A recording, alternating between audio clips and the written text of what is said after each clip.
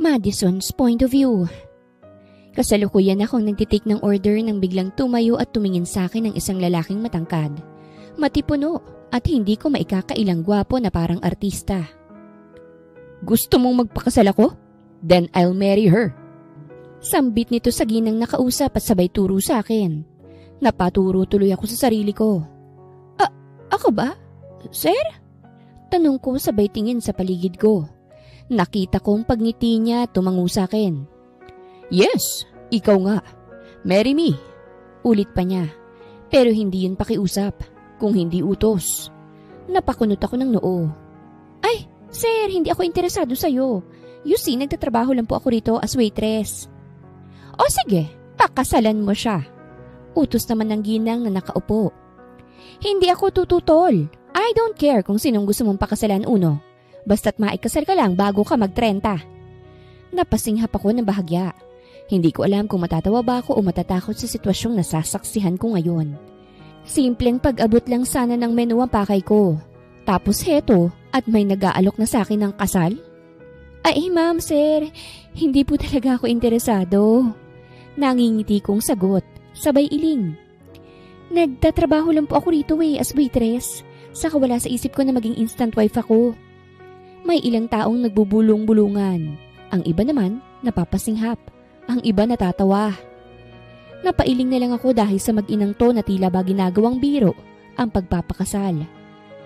Narinig ko ng malalim na buntong hininga ng lalaki na tila hindi nagustuhan ang sinabi ng ginang. Mukhang naghahanap lang siya ng way para hindi maikasal. At ako ang ginawa niyang shield. Ba't nadamay pa talaga ako, no? "I'm serious, mom." Mariing sambit ng lalaki. "You want me to marry someone? Fine. I'll marry her." Parang bigla akong nanlamig. Ako? Ako talaga? "Ay sir, may iba pa pong babae dito sa restaurant na." "Gusto mo ba ng dagdag na sahod, iha?" Singit bigla ng ginang na may malamig na tingin, pero matalim ang ngiti. "Or bonus, basta't maikasal ko lang tong anak ko bago mag-30. Kahit sino babae pa yan, at kahit ikaw pa ay willing akong magbayad." Nanlaki ang mga mata ko. "Ha? Ma'am, hindi po ako nabibili." Hindi ko na naituloy ang sasabihin ko nang biglang lumapit sa akin si lalaki at bumulong. "Hindi kita binibili. I'm offering a deal. Clear, legal, and mutually beneficial. Kung papayag ka." Sambit niya sa akin habang nakatitig ng diretsyo sa mga mata ko. Ako naman ay nakatitig lang din sa kanya, tila hindi ko naiintindihan ang sinasabi niya. Ang gwapo kasi, nakakatulala sa malapitan. Hindi ko magets, sir." Tugon ko ng pabulong rin. Nakita kong tumingin siya sa kanyang wristwatch bago niya ako mahigpit, pero maingat na hinila palayo sa harap ng ginang. "Come, we need to talk somewhere quieter." Mahinang sabi niya. "Sir, bawal po yan. May shift pa ako eh." Pero hindi niya ako pinakawalan. Paglingon ko, nakamasid ang ginang. Nakataas ang kilay at nakangiti na parang natutuwa pa siya sa nangyayari. Pagdating namin sa isang sulok na walang nakakarinig, sa kanya binitawan ng kamay ko. Huminga siya ng malalim na para bang ang laki ng problema niya. "I'll pay you 1 million pesos. Napakurap ako. "Ha? 1 milyon? 1 million. Papakasalan mo ko for 1 year. After that, automatic annulment. Clean break. Wala kang responsibilidad. Wala ring emotional attachment. Just a contract." Dire-diretsyong sambit ng lalaki. Tinitigan ko siya mula ulo hanggang paa. Halatang mayaman siya pero baka naman scam to. Hindi ako papayag na maskama, no? "Sir, hindi po ako gold digger." Pagsakay ko sa trip niya. "Wala naman akong sinasabing gold digger ka. That's my offer. Kapalit ng 1 taong kasal." Napalunok ako. Bakit ako, sir? Marami naman diyang willing. Marami namang mayayaman, sosyal, model, influencer, babae na mas bagay sa'yo. "Because you're ordinary." Natigilan ako. "Excuse me? Parang sinabi mo na ring pangit ako ah." Nakita kong natawa siya ng bahagya. "Hindi sa akin galing yan. Sa'yo." But... "Wait, hear me out first." Kaya ikaw kasi ordinaryo ka lang na tao. Ulit niya. And ordinary means simple. Walang drama. Walang hidden agenda. Walang habol sa pera ko. I'm safe with you. Hindi ko alam kung ma-offend ako o maaawa sa tono niya. 1 million. Ulit niya sa mas mababang tono. Paid up front. I'll handle everything. The papers, ceremony, even your job. After a year, you're free. Napahawak ako sa dibdib ko habang pinakakalma ko ang sarili ko. Hindi ka ba scammer? Mahina akong tanong. Nanlaki ang mga mata niya. You think I'm a scammer? Didn't you know me? Umiling ako. Hindi artista ka ba? Inilabas nito ang cellphone niya. And in fairness, naka-iPhone 17 Pro Max siya. Kalalabas lang niyan, day. That's me. Sabay turo niya sa search bar and images na nasa browser. Napanganga ko. Ikaw pala yan? Ikaw pala si Uno Madrigal? Bigla ay gulat kong sambit. Nagkibit balikat siya. Napahinto naman ako. Kung ikaw yan, di bilyonaryo ka, tapos pakakasalan mo ko. Baliw ka na ba? Nagulat ako sa tanong ko kaya't napatakip ako sa bibig ko. I mean, joke lang. Tanong lang naman yun. Grabe ka naman sa baliw. Sorry, bakit ba kasi kailangan mong magpakasal ka agad-agad? Napabuntong hininga siya't napahilot sa sentido. Birthday ko na next week. And I'm going 30. Ang mami ko kasi may paniniwala na kapag nag-30 na ako't hindi pa kasal, wala na raw pag-asang magkapamilya pa ako. Second reason, kapag wala akong asawa when I turn 30, ang kumpanya namin mapupunta sa tito kong gahaman. Napatango ako. Kaya pala, ang hirap naman pala ng sitwasyon mo. So? Tanong niya nang nakataas ang kilay. Deal? Narinig ko ang malakas na tibok ng puso ko. Hindi ko alam kung kaba, takot, o dahil masyadong malapit ang tingin ni Uno sa akin. Pero kahit anong pilit kong iwasan, hindi ko maalis ang mata ko sa kanya. 1 million. Bulong niya ulit, para bang inaakit ako sa halagang makukuha ko. And I'll make sure you're protected for the whole year. Protected? Tanong ko't napakunot ang noo. Yes. Tiningnan niya ang kamay niyang kanina lang ay nakahawak sa akin. Hindi kita gagalawin. Hindi kita hahawakan nang hindi mo gusto. Hindi rin kita gagamitin para sa kahit ano pang drama ng pamilya ko. You'll just be my wife, on paper. Nastak ako sa salitang wife. Magiging asawa ko ng bilyonaryo ng ganito kadali? Totoo ba talaga to? Bakit parang ang dali sa'yong magsabi ng kasal? Hindi ko mapigilang itanong. Hindi ka ba natatakot na after 1 year, baka hindi umayon sa kontratang mangyayari? Ngumiti siya pero bakas ang lungkot. Hindi ako natatakot. Kung papayag ka, we'll have rules. Clear ones. No strings attached. No expectations. No real marriage. Just a contract. Dagdag pa niya. Pero... You'll have your own room. Patuloy niya pa. Your privacy, your boundaries. And you can keep your job if you want. Though I can offer something safer and better paid. Inabot niya ang wallet niya. Kinuha ang isang business card at iniabot sa akin. Ngunit hindi ko yun agad kinuha. Mag-isip ka na muna, sabi niya. Hindi kita pipilitin. Kinuha ko ng business card at binasa ko ron ang pangalan niya. Contact number at company name. O sige, payag na ako. Sambit ko bago siya tumalikod. Hindi ko alam kung saan ko hinugot ang lakas ng loob. Pero nang tumingin sa akin si Uno, may kung anong kumislap sa mga mata niya. Hindi ko maintindihan kung tuwa, ginhawa o desperasyon. Hindi niya ako binigyan ng pagkakataong umatras. Hinawakan niyang muli ang puso ko. Let's go. Ha? Saan? Sa table, sa mom ko. Kailangan niyang marinig. Ngayon agad? Halos pabulong kong ani. Yes, matatag niyang sagot. Before someone tries to change your mind. At bago pa ako makapag-react, narating na namin ang mesa nila. Elegante pa rin nakaupo pa rin ang ginang na parang isang reyna. Tumigil siya sa paghigop ng tea nang makita kaming papalapit. Uno didn't waste a second. Mom, seryoso niyang sabi. Hawak pa rin ang pulso ko na para bang pag binitawan niya itatakbo ko. We'll get married. Ako'y nashock pa sa bulgarang sinabi ni Uno. Dahilan kaya't napatingin ako sa paligid at napayuko ng bahagya dahil sa hiya. Kung nandito lang ang kaibigan ko, tiyak na sasabihin na ang buhok ko'y singhaba ng traffic sa EDSA. Samantalang ang ginang naman ay nagningning ang mga mata na parabang tagumpay to sa nangyayari. Oh! Sabi ng ginang at kaagad na pangiti ng malapad. Sa wakas! Uno anak, finally you made a decision. Pero ako, parang nalunok ko ang sarili kong hininga. Ano nga bang pangalan mo, iha? Tanong ng ginang sa akin. Madison po. Hinila ko ni Unong palapit kaya't halos mapadikit ako sa braso niya. She agreed. The wedding will be as soon as possible. Mas mabuti yon, sagot ng ginang na halatang excited. I'll inform the lawyers and we'll start with the preparations. Mom, sambit ni Uno ng may respeto. She wants a simple ceremony.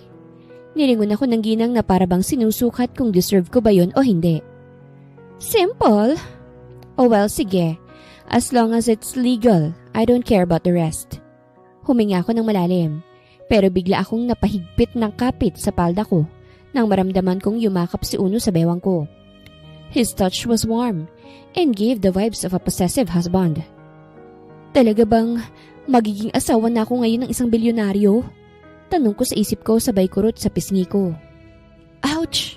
Mahina akong daing. Napatingin si Uno sa akin. Why did you do that? Tanong nitong naguguluhan. Baka kasi panaginip lang eh. Sabay kamot ko sa pisngi ko. Natawa naman si Uno. You're silly. Yes, it's not planned, but it's certainly not a dream, Madison. Pagbasa niya sa nameplate ko. Ang gwapo lalo ng bilyonaryo mapapangasawa ko. Okay, sige, bahala na si Batman. Kinabukasan ay muntik ko ng ibagsak ang cellphone ko nang makita kong sarili kong mukha sa social media. Hashtag, Uno Madrigal engaged. Hashtag, mystery girl. And hashtag, the lucky waitress. At sa comment section, either pinupuri ako, kinaiinggitan ako, o iniinsulto ako ng mga taong hindi ko naman kilala. Kaya't nang dumating si Maxine sa apartment ko, halos isampal niya sa mukha ko ang screen ng phone niya. OMG! Madison! Tili niya. Girl, siya yung billionaire na Madrigal. As in, Madrigal Tech Group. As in, the man of everyone's dreams. Alam mo bang may fanbase siya? As in, literal na may mga Mrs. Madrigal Club. Napaupo ako sa sofa at halos mapatid ang hininga ko. Hindi ako swerte, Max. Wala akong naging choice. 1 million daw ang ibabayad sa akin once na makasal kami. Teka lang. Umupo siya sa tabi ko habang hawak pa rin ang phone niya. You're telling me, pumayag kang pakasalan ng isang bilyonaryo dahil kailangan mo ng pera? Tumango ako at masakit yun sa pride. Kailangan ko ng pera para matapos ko na yung lupang iniwan nila mama at papa. Ayokong makuha yun ng pinagsanlaan ng mga walang kwenta kong kamag-anak. Kung hindi ako kikilos, mawawala na yun sa akin. Natahimik si Maxine at napanguso siya dahil nalulungkot para sa akin. Mads, mahina niyang sabi. Dapat sinabi mo sa akin para nakapag-ambag man lang ako pambili ng, ewan ko, isang dakot na lupa o kahit pandagdag sa interes man lang. Napangiti ako kahit papano. Ano ka ba? Ayoko namang utangan ka. Problema ko ito eh. Pero hindi mo naman kailangang magpakasal sa isang walking bank account. Bulalas niya. Baka mamaya may hidden camera sa mansyon nila. O kaya may kailangan ka pang pirmahan. Wait, may pinirmahan ka ba? Max, huminga ako ng malalim. Meron dahil may kontrata. Nabitawan niya ang phone niya. Hala? Seryoso? May pa-contract signing pa kayo? Tumango ako. Yes, ang nakalagay doon magpapakasal ako sa kanya at kailangan umabot kami ng 1 taon. No strings attached. Then maghihiwalay kami. We will process the annulment. Wow! Bulong niya sabay hawak sa sentido niya. Alam mo bang hindi ko alam kung gusto kitang sampalin o yakapin ngayon? Napahiga ako sa sofa. Ako rin. Hindi ko alam kung tatawa ba ako o iiyak. Sabay-sabay namang nag-vibrate ang phone ko. Maxine pick it up at napataas ang kilay niya. Uy! Nag-message si Uno! Kinikilig nitong sambit. Napabangon akong bigla. Ha? Anong sabi niya? Binasa ni Maxine ang message. Pero bago pa niya sabihin, dahan-dahan siyang napangiti. Oh my gosh, girl! You need to breathe! Maxine, ano nga kasi? Binasa niyang text messages ng malakas. Hey Madison, pack your things. I'm picking you up in 30 minutes. Mom wants you to stay at the Magical Residence starting tonight for security. Napalunok ako. Girl. Nakangiti ngayon si Maxine at namumula ang pisngi. Simula ngayon hindi ka nalang basta si Madison. Ha? Ako pa rin naman to ah. Gaga, syempre ikaw pa rin yan. Ang ibig kong sabihin ay ikaw na si Madison Madrigal. Fiancé ka na ng isang bilyonaryo. And the world will be watching. At doon ko lang na-realize kung gaano kalaking pagbabago sa buhay ko ang pinasok kong ito. Well, makikinabang din naman ako sa pera. That's all I need. Ilang oras pang nakalipas ay tapos na akong mag-ayos sa mga gamit ko. A black luxury car just parked outside. At habang nakatingin ako sa bintana ay parang lalabas ng puso ko dahil sa kaba. Madison! Bulong ni Maxine habang sumisilip sa bintana. Holy freaking money! Andito na siya! Sambit nito sabay na palunok. Girl, ang linis ng kotse. Kita mo yung reflection mo. Mas malinaw pa sa utak mo. Tumigil ka nga. Natatawa kong sagot habang isinasara ang maleta. Nakakahiya, hindi man lang ako nakapagbihis ng maayos. Dagdag ko pa. Tingin ko wala siyang pakialam kung nakahoodie ka. Mukha ka namang tao pa rin. Maxine! Pinanlakihan ko siya ng mga mata. Joke lang, hindi ka naman mabiro. Okay ka naman, Frenny. Maganda ka pa rin. Pambobola nito sa akin bago tuluyang may kumatok sa pintuan. Nagkatinginan kami ni Maxine. Ako na. Pag-aalok niya't kaagad na nagtungo sa pintuan at binuksan yon. Kaagad kong nakita si Unong nakaitim na long sleeves, nakaayos ang buhok at halatang galing sa isang meeting na for sure ay milyon-milyon ang nakataya. Pero nang nakita niya ako ay bahagyang lumambot ang tingin niya. Hi Madison, bati niya. Ready ka na ba? Tanong nito sa akin. Ramdam ko ang kaba ko na parang gustong tumalo ng puso kong palabas. Oo, sandali lang ah. Sambit ko saka inabot ang maleta. Hindi pa man ako nakakapag-adjust ay inabot niya na yon mula sa kamay ko. Si Maxine namang sa likod ko ay napapabulong. Lord, bigyan mo rin ako ng ganitong jowa, please. Pinanlakihan ko ng mga mata si Maxine dahil baka marinig ni Uno at baka kung anong isipin nito. Let's go. Sambit ni Uno saka tumingin sandali kay Maxine. Thank you for helping her. Kumaway si Maxine na para bang artista ang kaharap niya. Paglabas namin ay binuksan agad ni Uno ang pinto ng sasakyan para sa akin. At doon ako napatitig. Sir, Uno, hindi mo naman kailangang pagbuksan pa ako ng pinto. It's part of the deal. Sagot niya. I'll take care of you for the whole year. Ngumiti na lang ako ng bahagya saka pumasok na sa loob at umupo sa passenger seat. Pagkatapos niyang umikot at sumakay sa driver seat, ay sinara niya ang pinto. Nang makapasok siya, saglit niya akong tiningnan. Are you nervous? Tanong niya. Sino bang hindi kung ganito kabilis lahat ng pangyayari? Sagot ko. Don't be. Binuksan niya ang seatbelt. Yumuko ng bahagya at siya mismo nagkabit ng seatbelt ko. I told you, I'll protect you. From now on, bulong niya habang umaandar kaming paalis. You're Madison Reyes, fiancé of Uno Madrigal. Nakangiti niyang sambit na siyang nagpagaan ng loob ko. Nagsimula na ring umandar ang kotse papalayo sa dati kong apartment. Hindi ko alam kung ilang minuto o oras ang naging biyahe namin dahil nakatulog ako. Nagising na lamang ako nang tapikin ni Uno ng bahagya ang balikat ko. Sorry. Paghingi nito ng pasensya. Get ready yourself. Malapit na tayo. Dagdag pa nito kaya't inayos ko ng upo ko at pati na rin ang sarili ko. Dahan-dahan namang bumagal ang sasakyan sa harap ng isang iron gate na sobrang taas. Pagkas ka ng guard sa QR ID ni Uno, ay bumukas yun ng dahan-dahan na parabang tulad sa isang palasyo. At nang tuluyang pumasok ang kotse ay literal na napabukang bibig ko. Uno, bulungkot hindi ko napigilang magtanong. Mansion ba to o palasyo?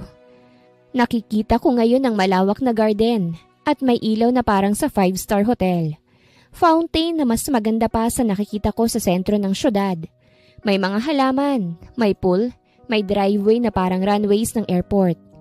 Umiling siya ng konti at napangiti. It's home. Home? Halos mapasigaw ako. Parang isang palasyo na ito na sobrang lakit ganda eh. Hindi siya sumagot, pero narinig kong mahina niyang tawa. Paghinto ng sasakyan sa harapan ng main entrance, ay agad lumapit ang dalawang lalaki para salubungin kami. Binuksan nilang pinto at tumingin sa akin ng may magalang na ngiti. Good evening, young madam. Bati nila. Young madam? Halos masamid ako sa hangin. Narinig ko ulit ang mahinang tawa ni Uno habang binubuksan niya rin ang pinto niya.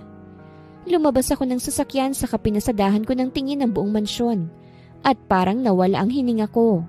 Ang mansyon mismo ay modern elegant, malaki, ginto ang trimming ng mga bintana.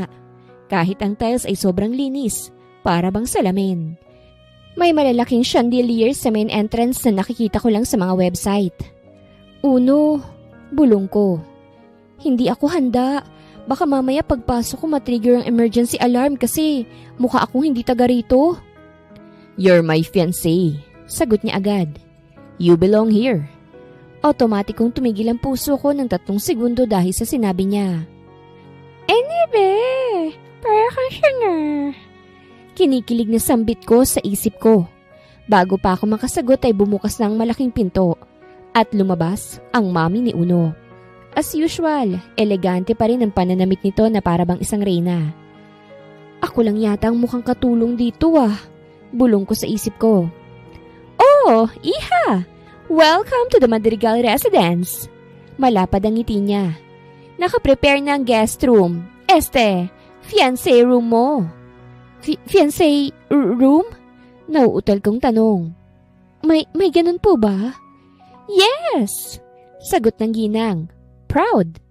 Next to Uno's room of course. Para mas madali kayong mag-uusap habang piniprepare ang wedding. Napatingin ako kay Uno at nakita ko siyang tumango. Come inside. Dagdag pa niya. I'll give you a tour. We have a lot to discuss. Wedding planners will arrive tomorrow. Pagpasok ko sa loob ng mansyon ng Madrigal, parang gusto kong magtanggal ng tsinelas kahit naka-rubber shoes ako. Hindi ko alam kung saan ko ilalagay ang mga paa ko dahil baka mamaya may matapakan akong mas mahal pa sa buwan ng renta ko. Pero di pa man ako nakakapag-react sa laki ng mansyon ay nagsimula ng mami ni Uno sa tour. Dito ang main hall, banggit niya habang nakangiti. Imported ang marble galing sa Italy, lahat ng lightnings customized. Napamura ako sa isip ko. DIY chandelier lang ang meron ako sa apartment eh. Wow, yun lang nasabi ko. Sumulyap sa akin si Uno ng may halong amusement. You'll get used to it. Sambit nito na parabang alam niyang naninibago ako. Hindi ako sigurado. Pabulong kong sagot. Lumakad kami papunta sa hallway na punong-puno ng paintings na halatang hindi nabili sa Divisoria. This is our art gallery, paliwanag ng ginang. Our family collections. Tumingin ako sa isang painting at isang babaeng nakatalikod habang hawak ang violin. Ang presyo nito siguradong mas mahal pa sa buong barangay namin. Tara na sa next room, sambit ni Uno. Naglakad kami papunta sa isang malaking living area. Komportable naman ang lugar pero eleganteng-elegante. Parang hindi living room, parang pang magazine. This is where we entertain guests, dagdag ng ginang. But of course, iho, after the wedding you'll have your own private lounge. Wedding? Bulong ko. Parang ang bigat ng salitang tumatarak sa dibdib ko. Sunod na dinala nila ako sa dining room. May mahabang mesa. Pang royal banquet. Tapos, sa back garden. May pool, may gazebo, may mini lake, at isang maliit na greenhouse. Pero ang pinaka nakakuha ng atensyon ko ay ang pag-akyat namin sa second floor.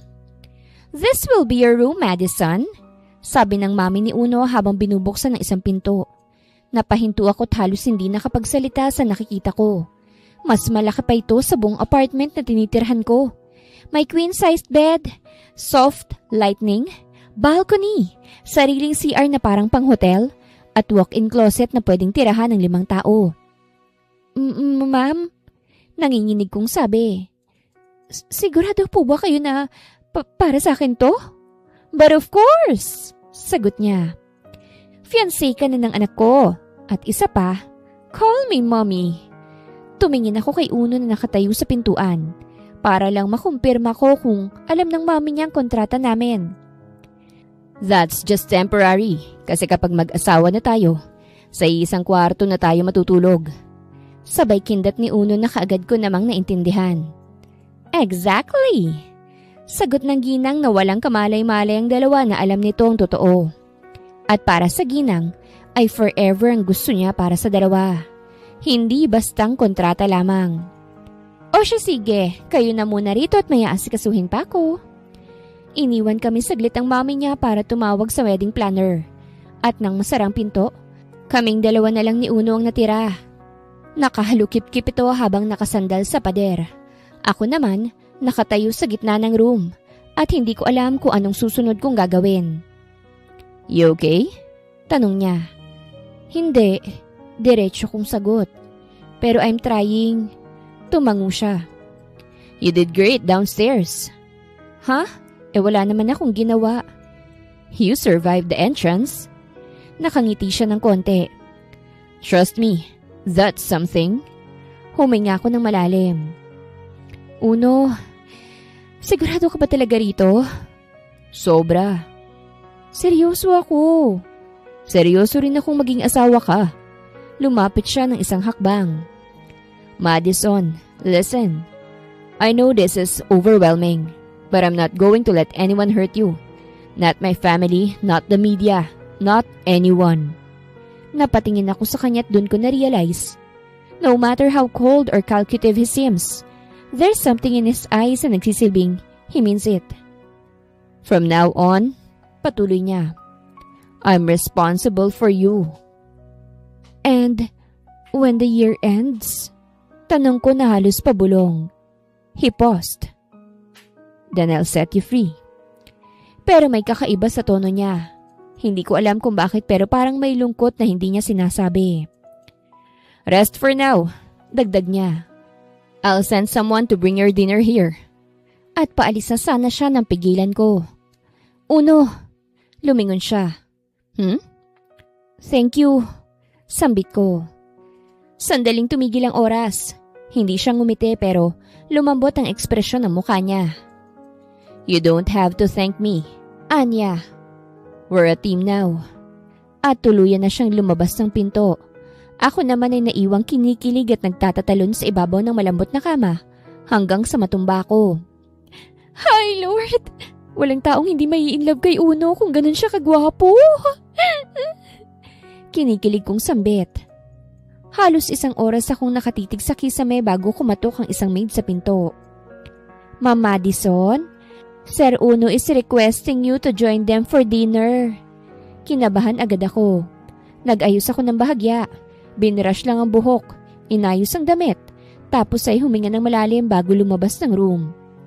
Pagbaba ko sa hagdan, nando doon si Uno. Nakahawak sa railings. Waiting for me. The way a groom waits for a bride sa altar. You're on time. Malumanay niyang sambit. Sorry kung naghintay ka. Nahihiya kong sagot. Hinawakan niyang likod ko upang alalayan ako. Oh my gosh, ramdam kong init ng kamay niya.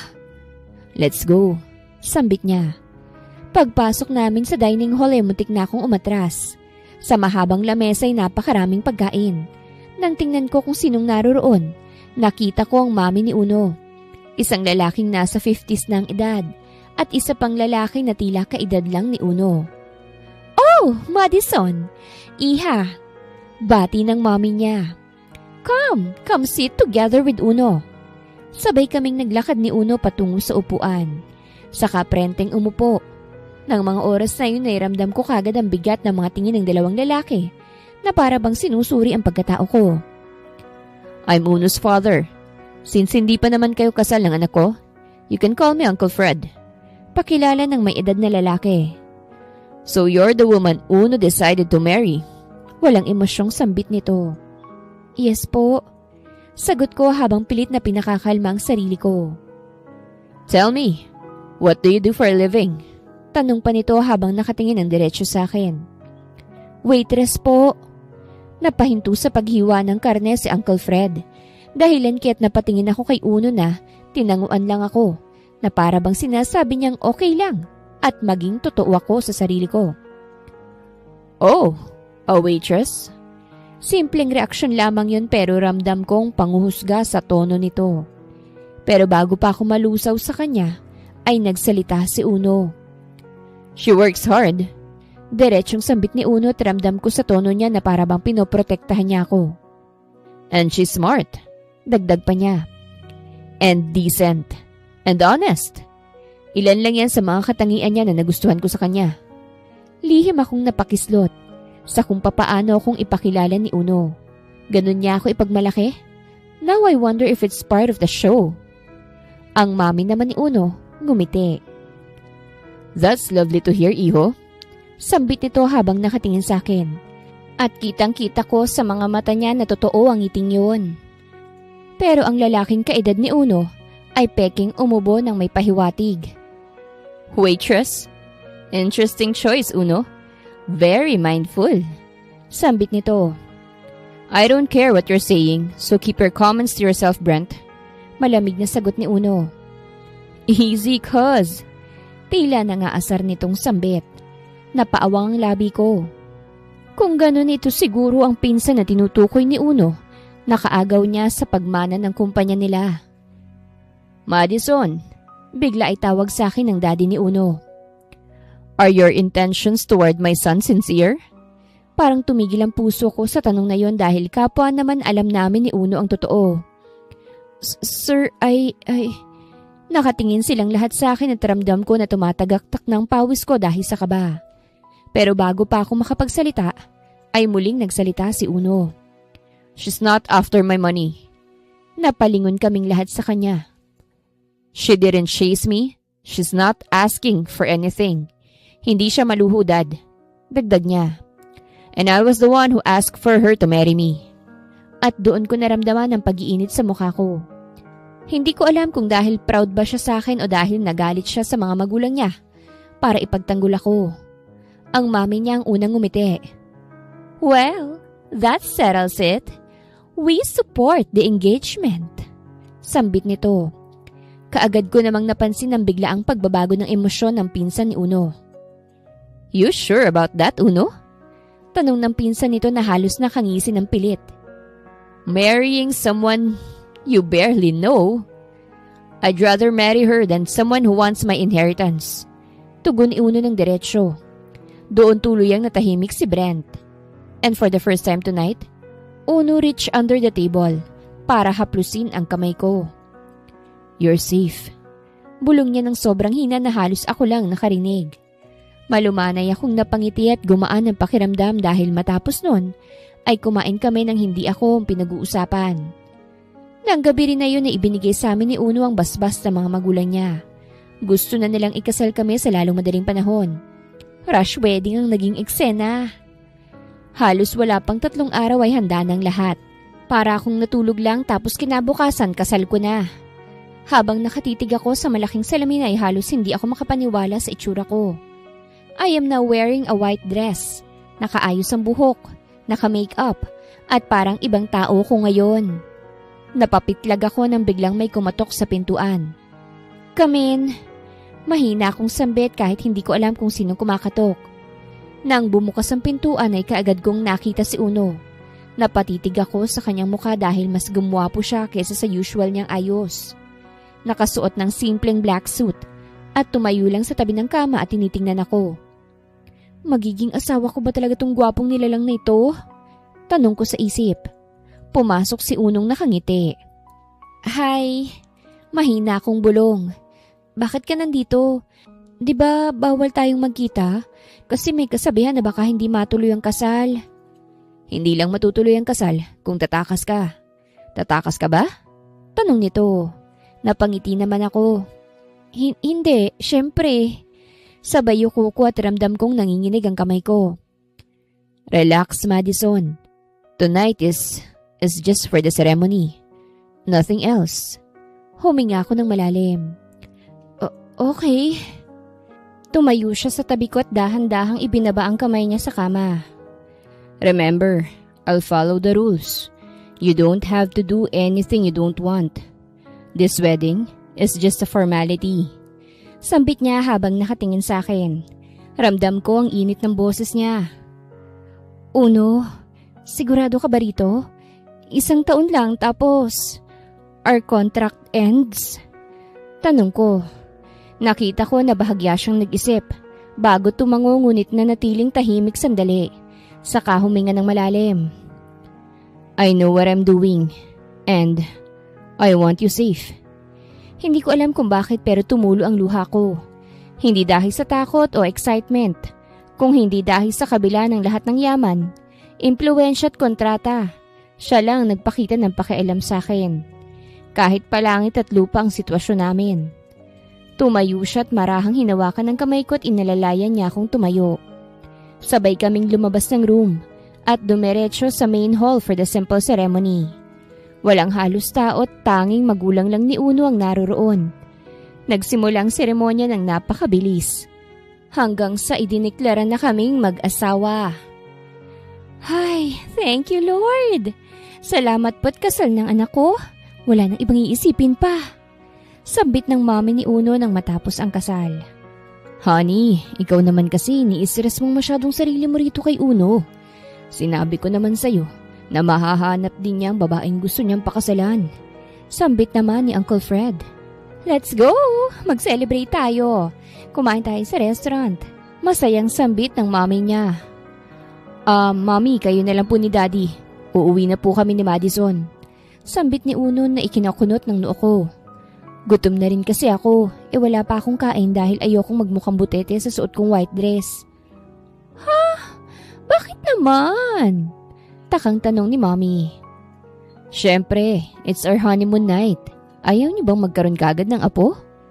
Nanlaki ang mga mata ko sa sinabi ni Uno at pakiramdam ko. Ay uminit bigla ang pisngi ko dahil sa hiya. Natawa tuloy si Daddy Fred. Yan! Ganyan nga anak. Bigyan mo kami kagad ng apo. Naku, ikaw talaga. O sige na nga, i-enjoy mo muna ang gabi niyong mag-asawa. Sambit naman ni Mommy saka nagpaalam at tumalikod na ang mga ito. Pagkaalis sa mga magulang ni Uno, ay kaagad ko siyang hinampas ng mahina sa braso. Oh, why did you do that? Tanong nito na habang hinihimas ang braso niya. Ikaw loko ka rin. Anong gagawa ng apo? Wala yan sa kontrata ha? Sambit ko sa kainirapan siya. Dahilan ko lang naman yun para hindi na natin sila makasama. At isa pa, tumingin itong bigla sa paa ko. Paltos na yung mga paa mo dahil sa heels na suot mo. Napakagat ako sa ibabang labi ko. Kanina pa talaga ako nasasaktan dahil gumagasgas yung suot kong heels sa balat ko. Ganito naman kapag bago yung heels tapos hindi pa ako sanay na magsuot ng ganito.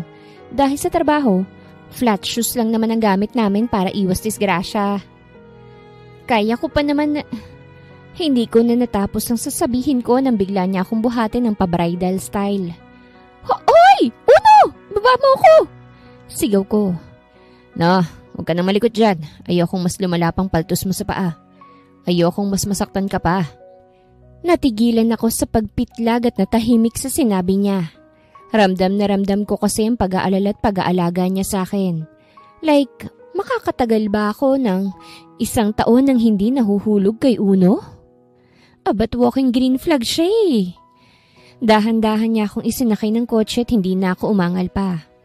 Nang nag-drive siya, dumiretso kami sa isang mansyon na minsan na naming napuntahan.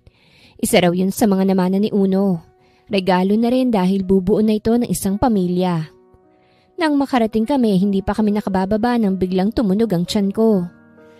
Sorry, nahihiya kong sambit. Gutom ka? Don't worry, I'll cook for you. Sambit ni Uno bago bumaba ng kotse. Nang pagbuksan niya ako ng pintuan at maglalakad na sana akong palabas, ngunit binuhat niya akong muli. Ibaba mo na ako, Uno, kaya ko naman eh. Naiilang kong sambit.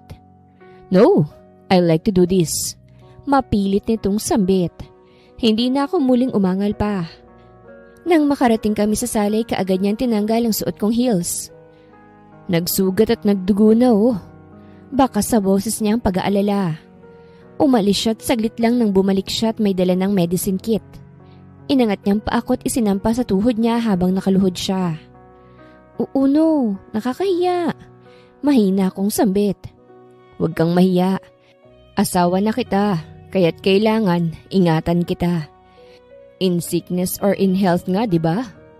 Hindi na ako nakasagot pa dahil hindi ko alam kung kasama pa ba sa kontrata namin ang sinasabi niya. Basta't ang alam ko lang na mga oras na yun ay sobrang bilis ng tibok ng puso ko na para bang sasabog anumang oras. Aw!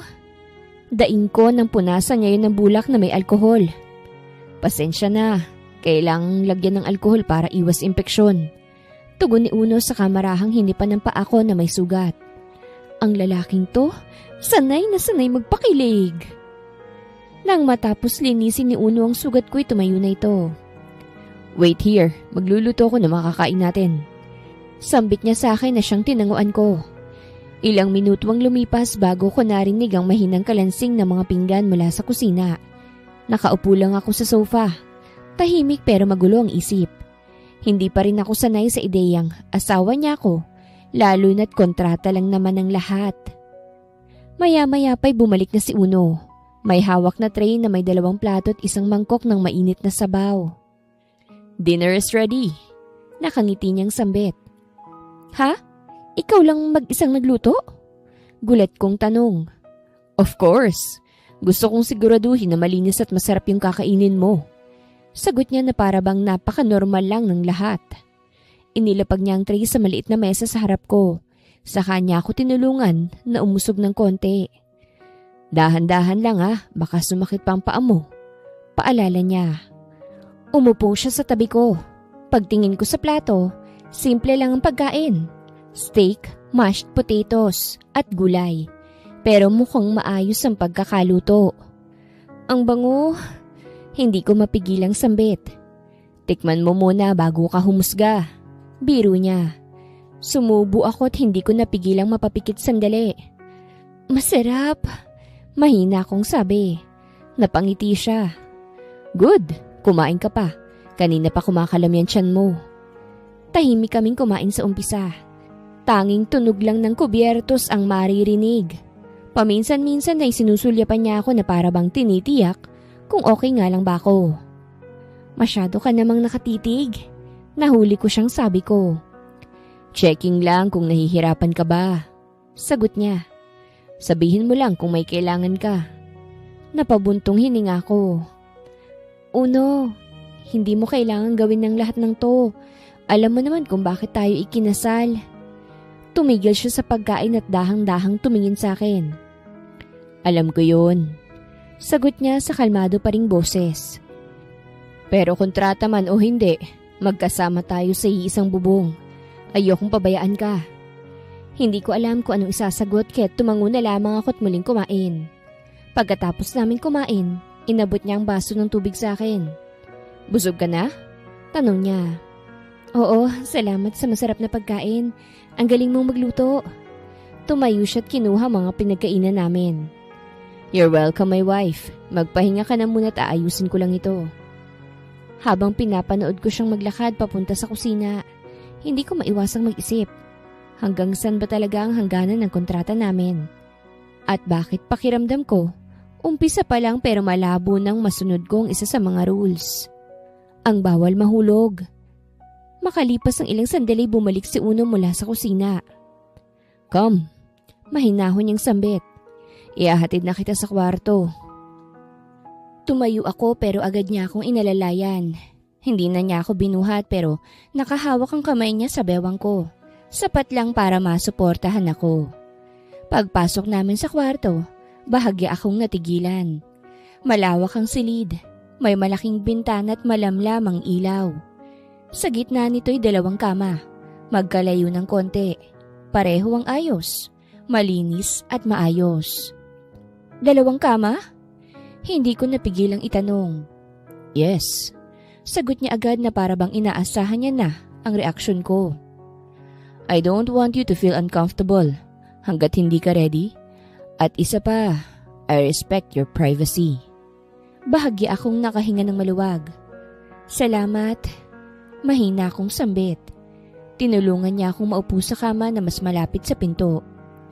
Ayan na ang kama mo, sabi niya. Mas malapit sa CR para hindi ka mahirapan. Muli na naman akong natigilan. Ang dami niyang iniisip para sa akin. Uno. Nagsalita ako pero hindi ko na itinuloy. Sleep well, Madison. Putol niya sabay ngiti. You've had a long day. Salamat, Uno. Tumungo siya sa kabilang kama at humigaron. Tahimik niyang pinatay ang ilaw, maliban sa maliit na lampshade sa gilid ng kwarto. Kinabukasan, nagising ako sa liwanag ng araw na pumapasok mula sa malaking bintana. Sa sandaling yun, hindi ko malaman kung nananaginip ba ako. Mahigpit kong hinawakan ng kumot at ramdam ko ang lamig nito sa balat ko. Pero mas nangingibabaw ang kaba sa dibdib ko. Ito ang unang umaga ko bilang asawa ni Uno, kahit pa kontrata lang ang lahat. Magandang araw mga viewers! Ang kwentong ito ay hatid ng Love Series TV. Salamat sa pakikinig! Tumayo ako at naglakad papunta sa balcony. Bumungad sa akin ang malawak na tanawin, ang pool, ang hardin, at ang buong property. Hindi ko napigilang huminga ng malalim at pilit inaalis ang bigat na unti-unting bumabalot sa akin. Bigla kong naramdaman ng isang presensya sa likod ko.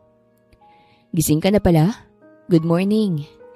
Napalingon ako at doon ko siya nakita. Si Uno, nakasimpleng polo at jeans, walang kaarte-arte at parang natural lang sa kanyang mamuhay sa gitna ng karangyaan. Good morning. Mahina akong sagot at pilit pinakakalmang sarili ko. Lumapit siya ng dahan-dahan at tila tinitingnan kung okay lang ba ako.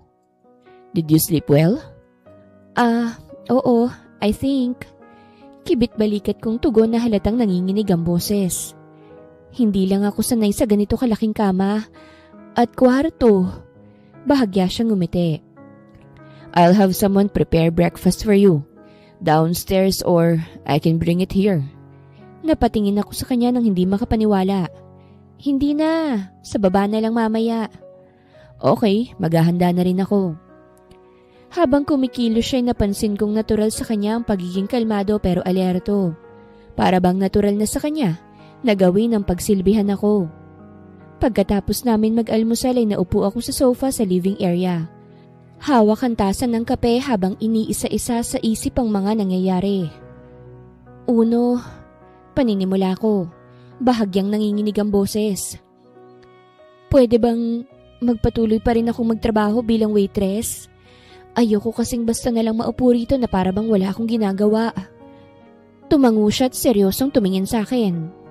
I get it. You want to feel normal and productive. Oo mabilis kong sagot. Hindi ako sanay sa ganitong buhay. Gusto ko lang ng routine, kahit simple lang. Saglit siyang natahimik at halatang pinag-iisipan ang sasabihin. Nang muli siyang tumingin sa akin, ay malamig ang mga mata niya pero may halong pag-aalala. Madison, I can't let you go back to being a waitress. Napangiwi ako. Ha? Pero bakit naman? Because I can't risk it. Diretso niyang sagot.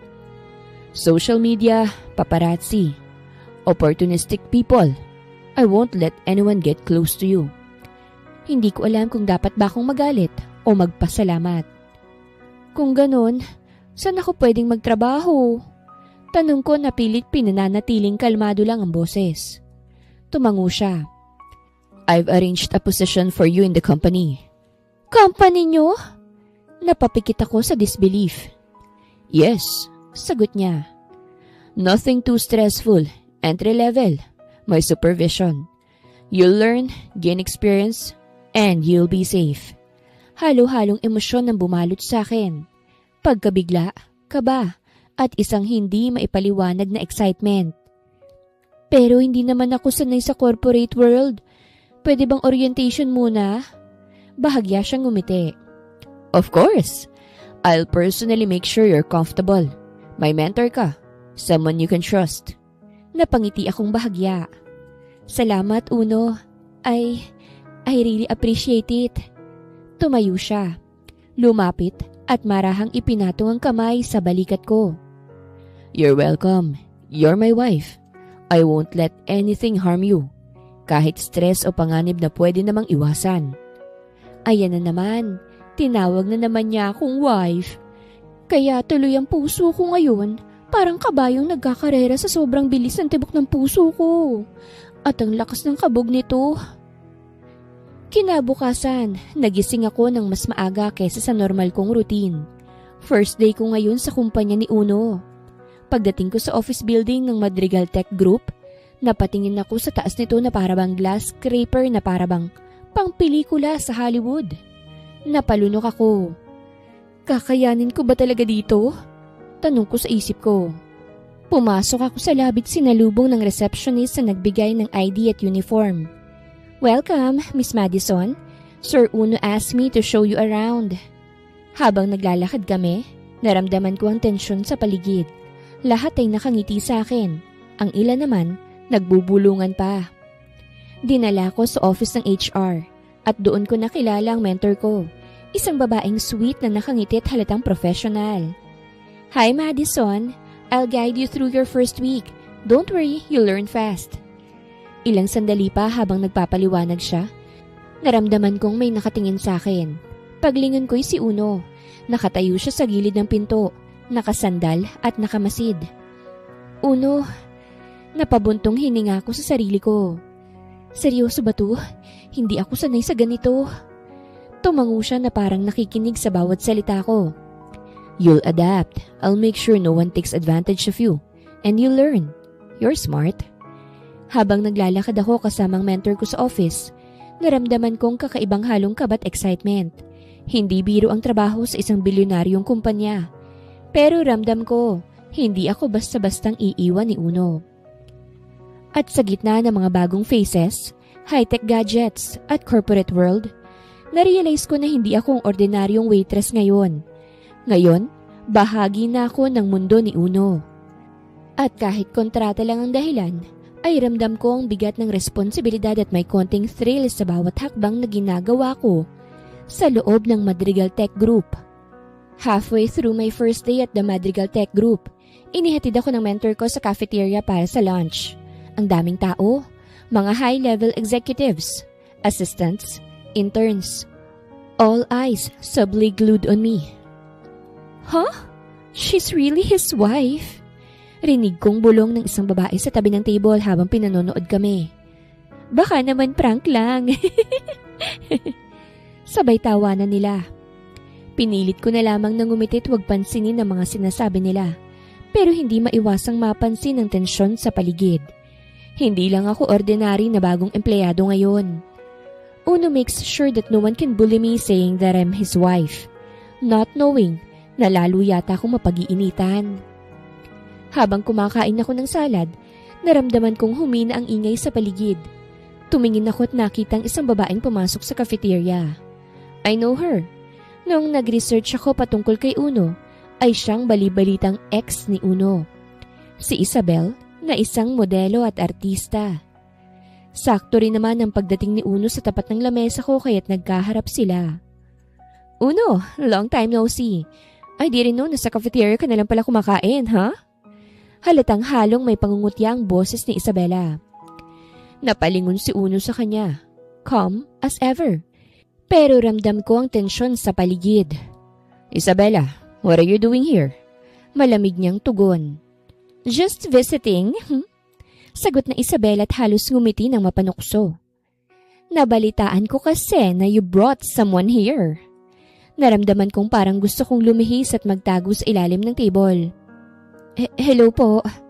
Mahina akong bate habang hawak ang salad bowl na parang pang shield ko. Uno, seriously?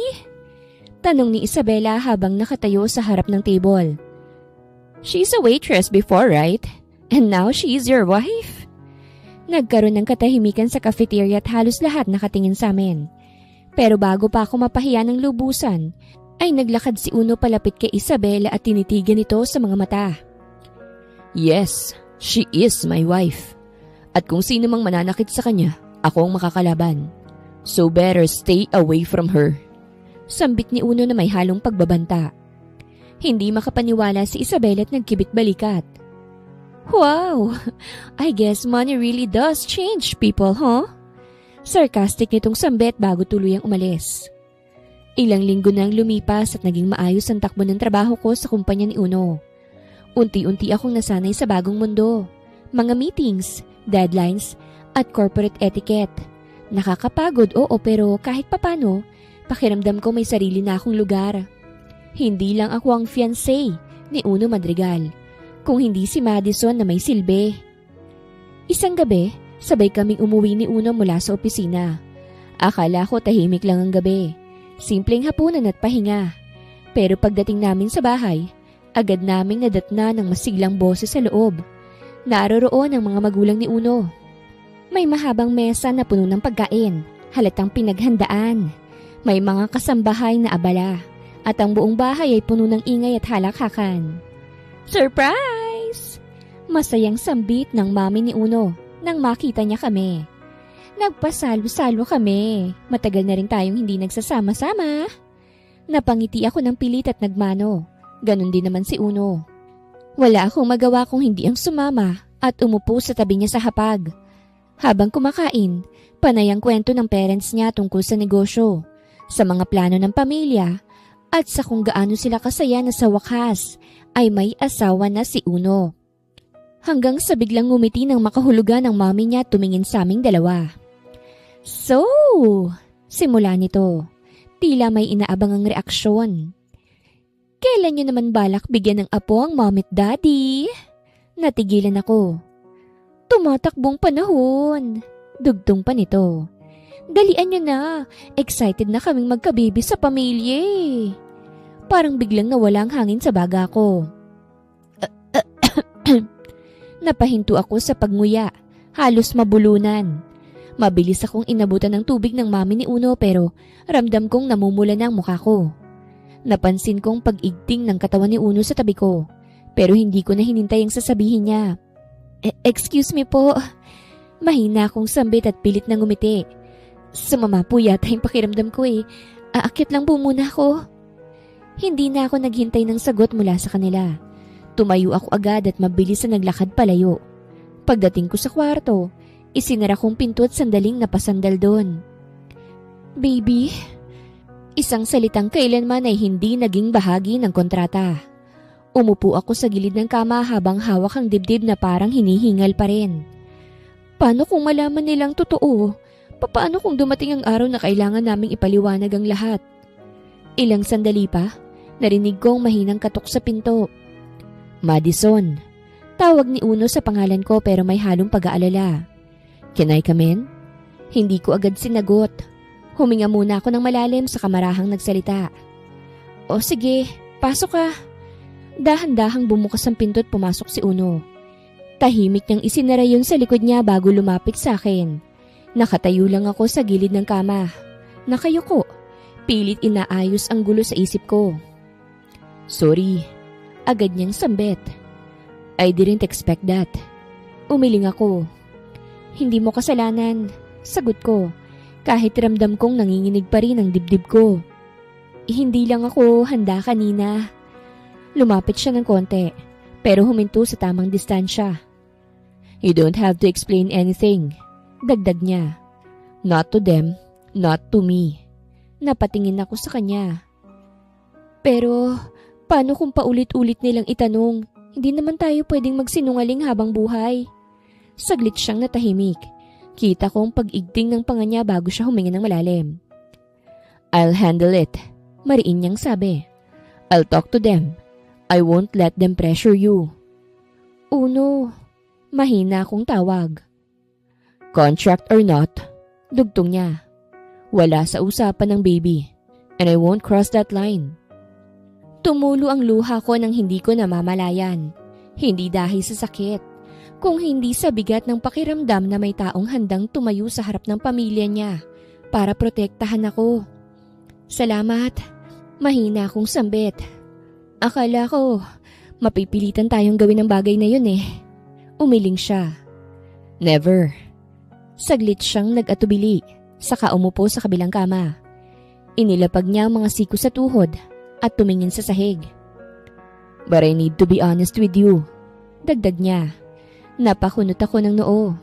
Ano yun? I won't lie to them forever. Sabi niya. Sooner or later, kailangan nating mag-set ng boundaries. Maybe even tell them that we're taking it slow. Tahimik akong tumango. Okay lang yun. Tumayo siya at lumapit sa pinto. Bago lumabas, huminto siyang muli at humarap sa akin. Madison, seryoso niyang sambit. You're safe here, I promise. Hindi ko alam kung bakit pero bago pa tuluyang makalayo si Uno, ay bigla itong huminto at bahagyang ipinilig ang ulo. Napakunot ako ng noo at agad tumayo. O bakit? May problema ba, Uno? Nag-aalala kong tanong. Para kong nahihilo. Tugon niya habang napahawak sa sentido. Bago pa man ako makalapit ng tuluyan, isang kakaibang hilo rin ang biglang pumasok sa akin. Parang umiikot ang paligid, kasabay ng pag-iinit ng katawan ko. Hindi ordinaryong init, kung hindi kakaibang pakiramdam na gumagapang mula dibdib pababa. Wait, mahina akong sambit habang napaupo sa gilid ng kama. Ako rin, nahihilo ko. Mabilis na lumingon si Uno sa akin. Sa unang pagkakataon, nakita ko ang kaba sa mga mata niya. Something's wrong. Seryoso niyang sabi. Kanina pa ba ganyan ang pakiramdam mo? Umiling ako.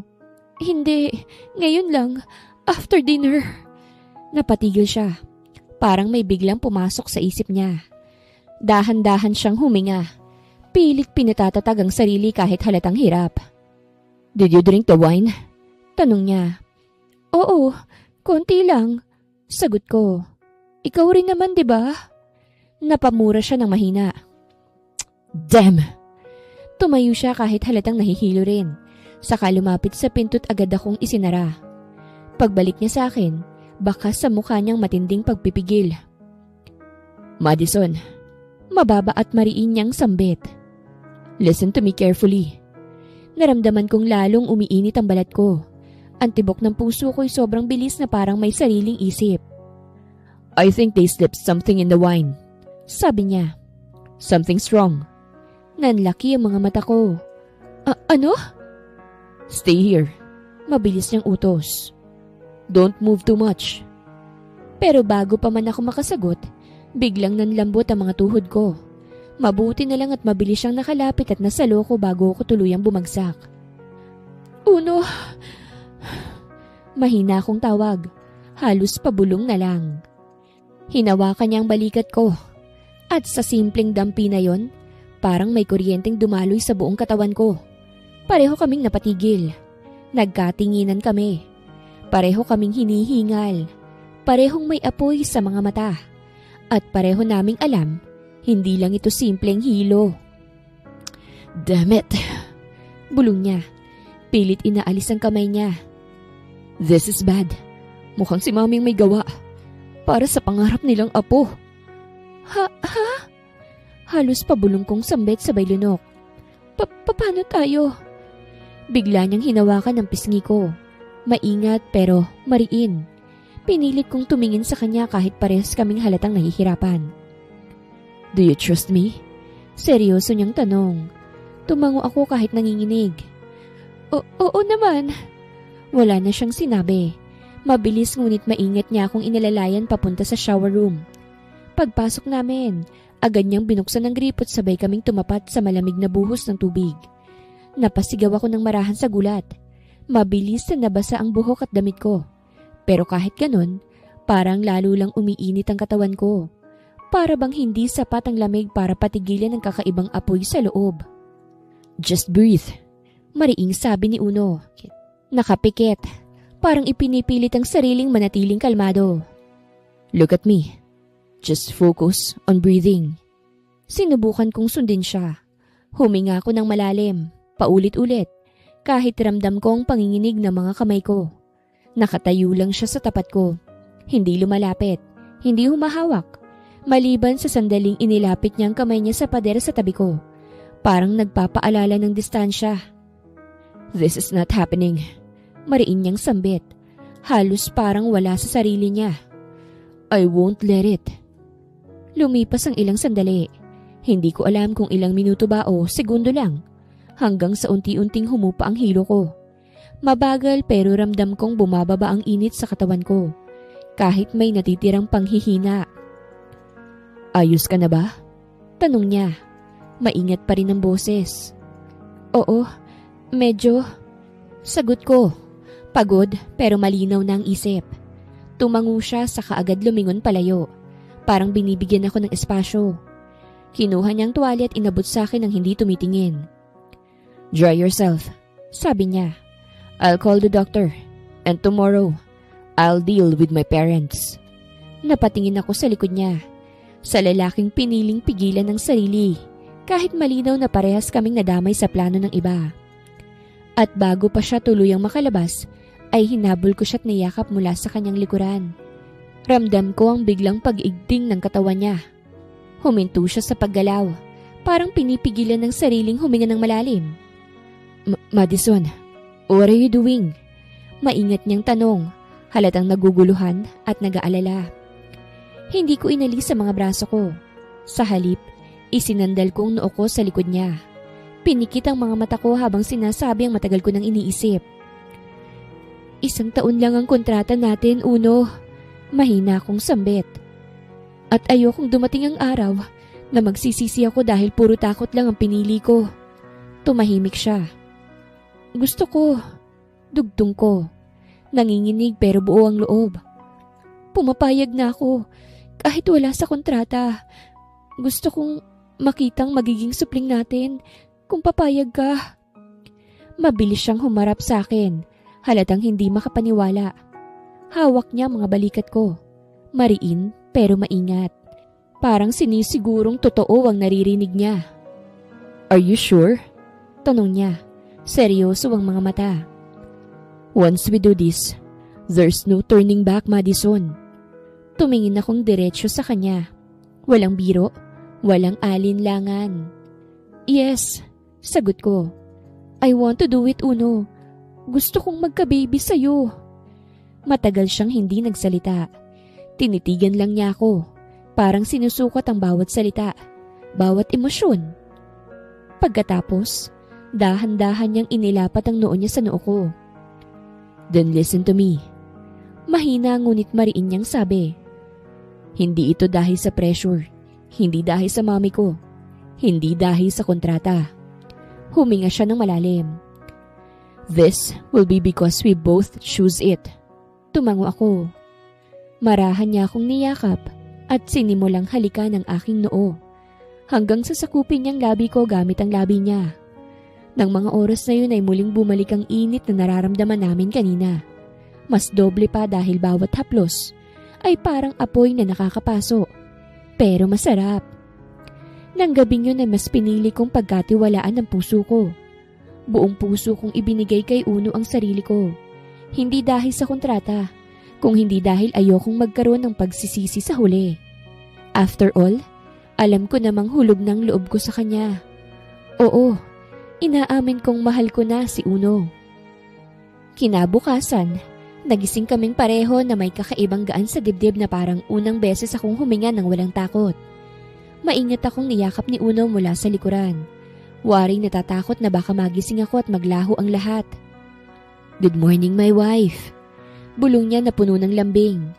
Napangiti ako at bahagyang humarap sa kanya. Good morning. Tahimik muna kaming nagkatitigan. Para bang pareho naming sinisigurong totoo ang lahat ng nangyari. Walang kontrata sa pagitan namin. Wala munang usapan tungkol sa obligasyon o papel. Tanging kaming dalawa lang. Umupo kami sa kama at nag-usap ng masinsinan. Doon ko naramdaman ang lalim ng desisyong pinili namin. Hindi dahil sa pressure, Hindi dahil sa pamilya, kung hindi dahil sa amin.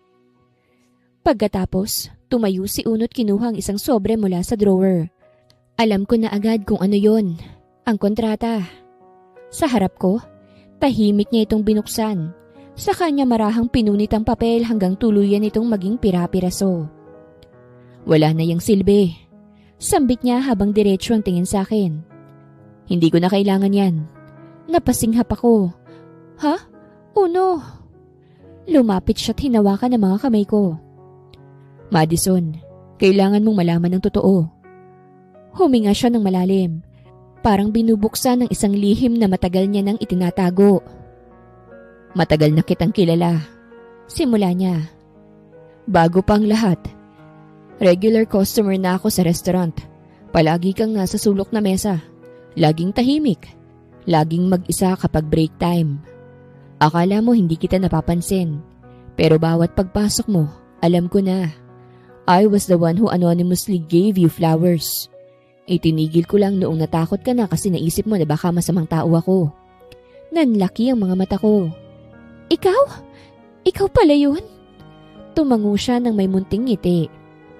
Dun pa lang, nahulog ng loob ko sa'yo. Dahil simple, masiyahin, at totoong tao ka. Matagal na kitang pinangarap, Madison. At nang dumating ang pagkakataon, kinuha kong chance na yun. Biglaan man ang alok ng kasal pero ang nararamdaman ko, hindi kailanman naging biglaan. Nangilid ang luha ko. So, ang lahat ng to? Hindi kasi sinungalingan. Putol niya sa marahan na boses. Ang kontrata lang ang peke. Ang nararamdaman ko sa'yo, totoo na mula pa noon. Hindi ko na napigilan ang sarili ko. Yumakap ako sa kanya ng mahigpit na parabang ayokong pakawalan siya ng sandaling yon. Sa unang pagkakataon ay malinaw sa akin ang lahat. Hindi ako napadpad sa buhay ni Uno dahil sa papel o kasunduan. Nandito ako dahil pinili niya ako. At sa wakas, pinili ko rin siya. Pagbaba naman namin sa sala ay agad naman naming nadatna ng mami ni Uno sa sala na tila kanina pang naghihintay. May hawak tong tasa ng tsaa. Pero ang mga mata niya ay mapanuri at puno ng pananabik. Nang makita kami nito ay kaagad nitong napansin ang paraan ng pagkakahawak ni Uno sa kamay ko. At ang ngiti sa labi namin na bakas ang totoong saya. Bahagya siyang napatigil, saka unti-unting napangiti. Isang ngiting puno ng kahulugan. So, mahinahon itong sambit, sabay lagay ng tasa sa mesa. Mukhang naging maayos ang gabi niyo, ha? Ramdam kong uminit ang pisngi ko, pero bago pa ako makapagsalita, ay humakbang na si Uno sa unahan ko. Bahagyang inilagay ang sarili niya sa pagitan namin. Mom, seryosong sabi ni Uno. We need to talk. Ngunit imbis na mabahala, lalo pang lumambot ang ngiti ng mami niya. Tumayo ito't lumapit sa amin. Ay, anak! Sabi nito, halatang tuwang-tuwa. Hindi mo na kailangang magpaliwanag. Kita ko na. Napatingin to sa akin at sa unang pagkakataon, wala roon ang mapanuring tingin kung hindi saya at tagumpay. Success palang plano! Dagdag niya, hindi maitago ang tuwa. Matagal ko nang hinihintay to eh. Huminga ng malalim si Uno. Mom, kahit na anong nangyari kagabi, desisyon namin yun. Hindi dahil sa plano nyo. Tumango ang mami niya, pero hindi nabawasan ang saya sa mukha. Oo naman, ang mahalaga, masaya kayo. At mukhang sobrang saya pa nga. Hindi na ako nakapagsalita. Hawak lang ni Uno ang kamay ko at hinalikan niya yon. Makalipas ang 1 taon, matapos kong manganak ng malusog na sanggol ay nakaupo kami ni Uno sa hospital room. Hawak-hawak ang bagong silang naming sanggol. Napakaliit niya. Ang mga kamay at paa, halos kasing laki lang ng mga daliri ko. Marahang humihinga. At sa bawat hininga niya, ramdam ko ang init at tibok ng puso niya. Dahan-dahan kong idinikit ang baby sa aking dibdib. Hi, Lucas. Bulong ko. Nangingiti kahit may luha sa gilid ng mata. Hi, baby. Mommy loves you. Si Uno, nakatayo sa tabi ko. Marahan niyang hinawakan. Binuhat niya ang baby ng marahan para masilip ang mukha niya. Napangiti siya ng malalim, halatang puno ng pagmamahal. Ang liit niya, pero ang tibok ng puso niya, ramdam ko na agad. Bulong ni Uno, saka ako tiningnan. Madison, salamat. Salamat sa'yo, sa regalo na ito. Hinawakan kong kamay niya tumingin sa kanya. Salamat din sa'yo, Uno, sa lahat ng ginawa mo para sa amin. Tugon ko dahil ramdam ko ang init ng pagmamahal niya sa amin. Dahan-dahan niya kaming niyakap ng marahan at pinipilit na maging maingat sa bawat paggilos. I promise, hinding-hindi ko kayo pababayaan. Ikaw, Madison, at ang mga magiging anak pa natin, mamahalin ko kayo ng higit pa sa buhay ko. Uno, mahina akong bulong habang nakangiti. I love you. I love you too, Madison. I thank God for these blessings. Dahan-dahan niyang dinala ang sanggol sa kanyang mga braso. Hi, little champ. Daddy loves you. Sambit niyang muli habang hinahaplos ang pisngi ng baby. Napangiti ako habang nakatitig sa mag-ama ko. Sinong mag-aakala na ang bilyonaryong biglang inalok ako ng kasal ay ama na ngayon ng anak ko? Grabe, wala na akong mahihiling pa sa Diyos. He gave me 3 in 1. A good and a loving husband, a beautiful child, and a good life that I will cherish forever. Tunay na hindi lahat ng pagmamahal ay makikita kagad sa simula. Minsan hindi natin namamalayan na mahal na tayo ng isang tao dahil sa takot. Ngunit kung kapwa bubuksan ng puso't isipan, magtatagpo ang dalawang puso na totoong nagmamahalan, gaya ng pagmamahal ni Uno kay Madison. Wakas!